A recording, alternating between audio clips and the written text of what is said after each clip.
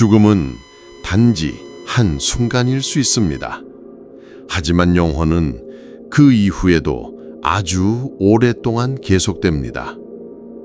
눈을 감고 마지막 숨을 내쉴 때 과연 우리에게는 어떤 일이 벌어질까요? 영혼은 빛의 흐름을 따라 빠져나올까요?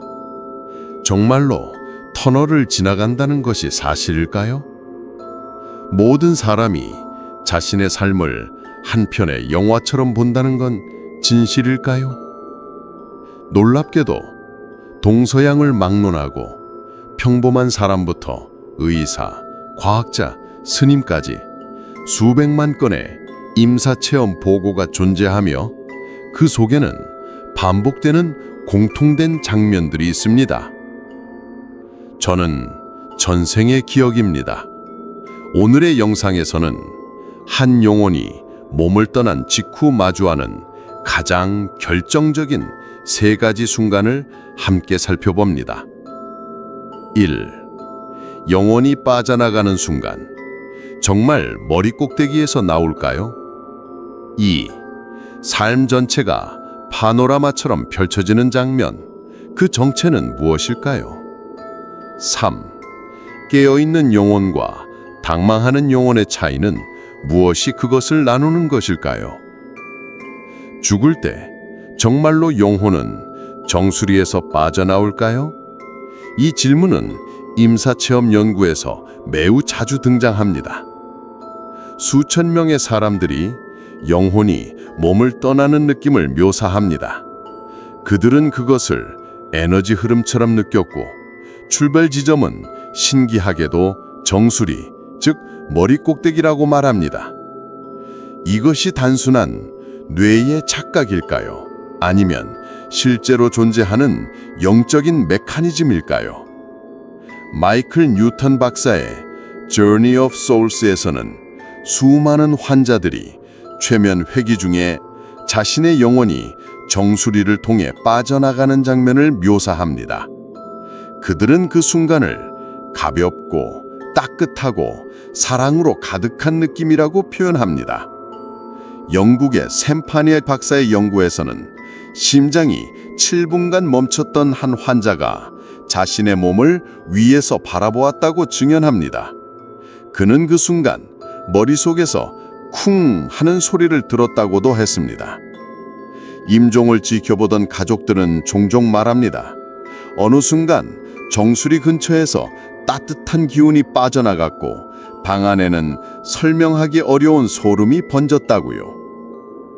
일부는 이것이 단순히 산소 부족으로 인한 환각 혹은 뇌가 만들어낸 영상일 뿐이라 주장합니다. 하지만 수천 건의 사례, 다양한 문화와 시대를 넘은 유사한 묘사는 그 가설을 설득력 있게 받아들이기 어렵게 만듭니다. 인간의 몸을 도자기 항아리라고 생각해 보세요. 그 안에 담긴 빛이 바로 영혼입니다. 항아리에 금이 가면 빛은 밑바닥이 아니라 가장 높은 곳, 하늘과 가장 가까운 틈에서 빠져나옵니다. 우리의 영상에 한 시청자가 댓글을 남겼습니다. 아버지가 돌아가셨을 때 저는 침대 곁에 서 있었어요. 그 순간 아버지의 몸에서 잠시 빛이 퍼지는 걸 느꼈고 이후 방 안은 설명할 수 없을 정도로 평온해졌어요. 저는 믿습니다. 아버지는 위로 올라가셨다고요. 또 다른 이는 이렇게 나눴습니다. 며칠 동안 어머니를 간병했어요. 마지막 숨을 내쉬는 순간 차가운 에어컨이 켜진 방 안에서 제 이마에 따뜻한 기운이 닿았어요. 뒤를 돌아보니 어머니의 눈이 저를 바라보고 있었는데 그 눈빛은 너무나 평화로웠어요. 티베트 불교에는 바르도 퇴돌이라는 개념이 있습니다. 영혼이 정수리를 통해 빠져나갈 수 있도록 인도하는 과정입니다. 인도 요가 전통에서는 이 지점을 브라흐마란드라라 부릅니다. 하늘과 연결된 문, 정확히 정수리 한가운데 있다고 전해집니다. 어느 날 눈을 감고 떠오르는 느낌이 들었다고 상상해 보세요. 가슴도 손발도 아닌 정수리에서부터 떠오른다면요. 당신은 무엇을 느낄까요? 우리는 늘 하늘을 향해 기도합니다. 위에서부터 오는 빛, 푸른 하늘 위로, 저 높은 곳에.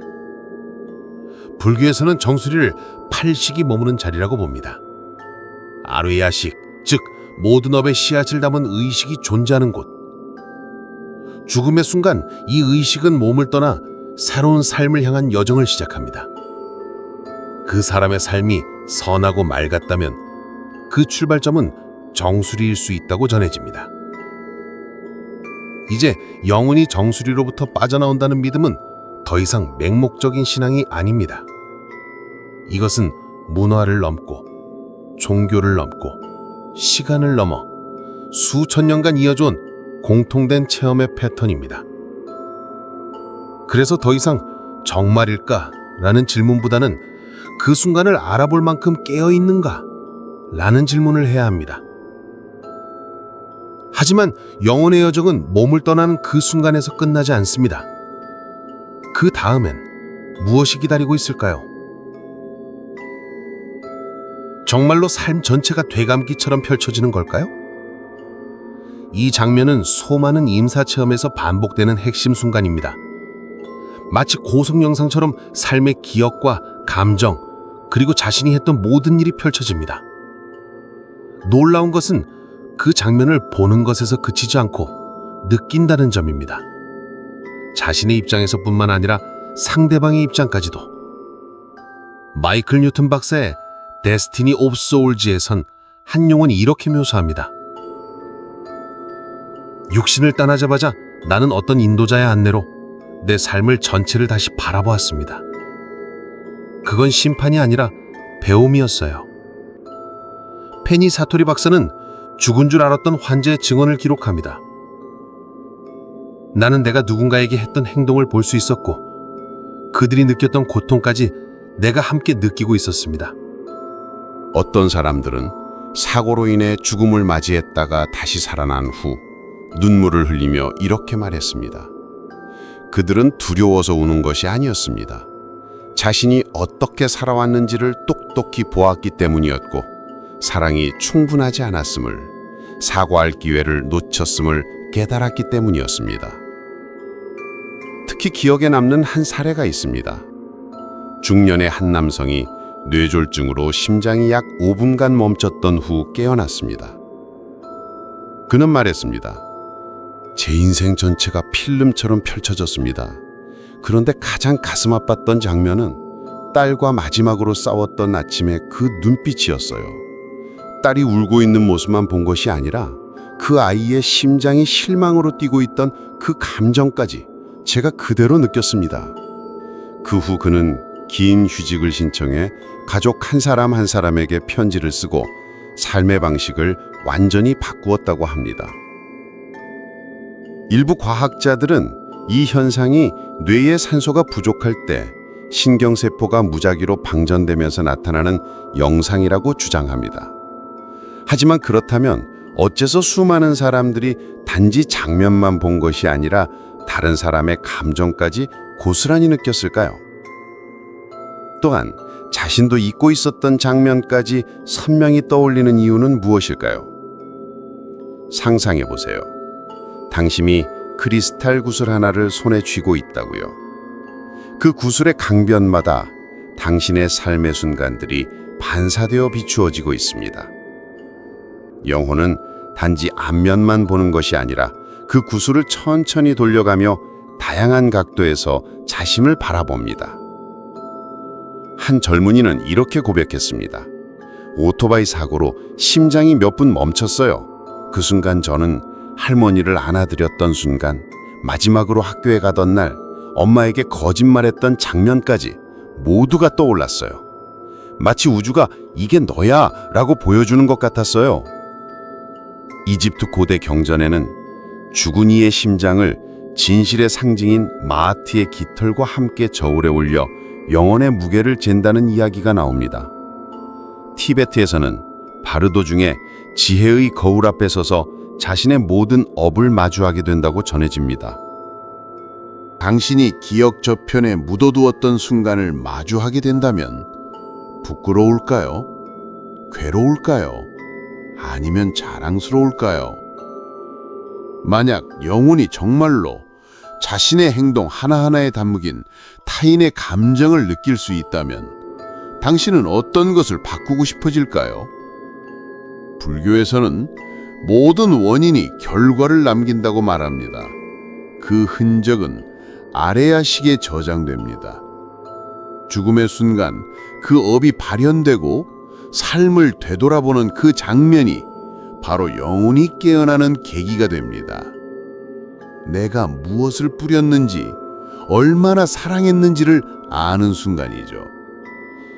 삶을 되돌아보는 그 장면은 누군가의 심판이 아닙니다. 깊은 자비에서 온 배움입니다. 모든 것이 연결되어 있음을, 내가 한 말, 한 행동, 그 모든 것이 진동을 남기고 결국 내가 다시 그 파장을 느끼게 된다는 걸 영원히 이해하도록 하는 것입니다. 당신을 심판하는 이는 없습니다. 오직 당신의 영혼만이 스스로를 바라보고 배워가는 존재일 뿐입니다. 하지만 영혼이 삶 전체를 되돌아본 후에는 모두가 평온히 떠날 수 있을까요? 혹시 아직도 자신이 죽었다는 사실조차 인식하지 못하고 두 세계 사이에 갇혀버리는 혼란스러운 영혼도 존재하지 않을까요? 왜 어떤 영혼은 부드럽게 떠나고 어떤 영혼은 공포에 휩싸여 그 자리에 머무는 걸까요? 죽음 이후의 순간은 모든 사람에게 동일하지 않습니다. 어떤 영혼은 몸을 벗어나는 그 순간 무거운 짐을 내려놓은 듯한 해방감을 느끼고 빛에 휩싸여 고요히 떠납니다. 하지만 어떤 영혼은 혼란과 두려움에 빠져 자신이 죽은 사실조차 깨닫지 못한 채 절망 속을 헤매며 떠돌기도 합니다. 저니 오브 소울에서는 육신을 떠난 영혼들 중 일부가 영혼 안내자의 인도로 마치 집으로 돌아가듯 따뜻하게 이끌려간 장면이 소개됩니다. 반면 일부 영혼은 강한 집착, 원한, 혹은 벌받을지도 모른다는 두려움에 갇혀 빛을 보지 못하고 죽은 장소 주변에 머물러 있게 됩니다. 많은 이들이 말합니다. 가족이 세상을 떠난 직후에 집안에서 이상한 일이 반복되었다고요. 누군가의 이름을 부르는 소리, 어딘가에서 느껴지는 기척, 누군가가 살짝 어깨를 스치는 느낌. 무속인들은 이런 현상을 떠나지 못한 영혼의 신호라고 말합니다. 아직 해결되지 못한 미련이 있기 때문입니다. 그렇다면 죽음 이후의 이상 현상들, 누군가의 존재를 느끼거나 그림자를 본다거나 이름을 부르는 소리를 듣는 일, 과연 사실일까요? 아니면 슬픔 속에서 만들어낸 환상일까요? 심리학자들은 이런 현상을 남은 이들의 고통과 상실감이 만든 심리적 반응이라고 해석합니다. 하지만 정작 고인을 몰랐던 아이, 이웃, 혹은 사망 소식을 듣지 못한 이들마저 같은 체험을 말한다면 어떻게 설명할 수 있을까요? 이것이 단지 집단적 환각이라면 감정적으로 무관한 이들에게까지 어떻게 발생할 수 있었을까요?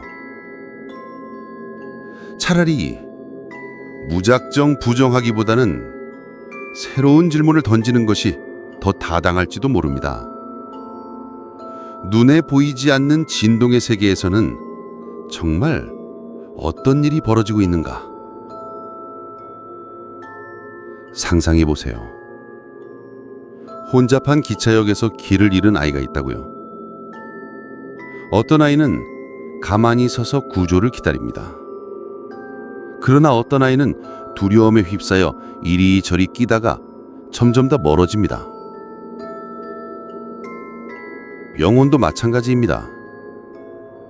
깨어있는 영혼은 인도를 기다리고 혼란스러운 영혼은 스스로 방향을 잃습니다.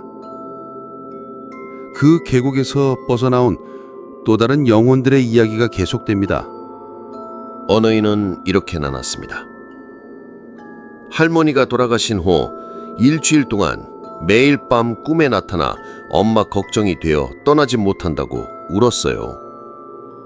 그래서 엄마와 함께 향을 피우고 경전을 읽으며 이제 안심하시고 떠나세요 라고 기도했습니다. 그 후로는 그 반복되던 꿈이 깨끗이 사라졌어요. 중국 문화에는 영혼 인도 의식이 있습니다. 죽은 자의 영혼이 나야교를 건너 다음 세계로 나아갈 수 있도록 돕는 의식입니다. 태국과 캄보디아에서는 영혼이 두 세계 사이에 갇히지 않도록 죽은 직후 연등을 밝히고 끊임없이 경전을 외우는 전통이 있습니다. 어느 날 당신이 예기치 않게 이 세상을 떠난다면 사고, 급사, 억울한 상황, 당신은 스스로 죽음을 인식할 수 있을까요? 아니면 가족을 부르며 손을 내밀어도 아무도 보지 못하고 아무도 듣지 못하는 그런 외로운 공간에 머물게 될까요? 불교에서는 이렇게 말합니다. 죽는 순간 마음에 집착, 분노, 미련이 남아있다면 그 영혼은 나쁜 세계에 태어나거나 중음 상태에 갇히기 쉽다고요. 반대로 명상으로 마음을 비우고 수용하며 부처님을 염하는 사람은 구름처럼 가볍게 떠나 빛을 보고 선한 존재들의 인도를 받게 된다고 합니다. 영혼은 재산도 명예도 외모도 가져가지 않습니다. 단 하나, 죽는 순간의 마음만을 안고 떠납니다. 이것이 빛 속으로 향하는 영혼과 어둠 속에 머무는 영혼의 결정적 차이입니다. 당신의 영혼이 고요히 떠나기를 바란다면 살아있을 때부터 놓는 법을 배워야 합니다.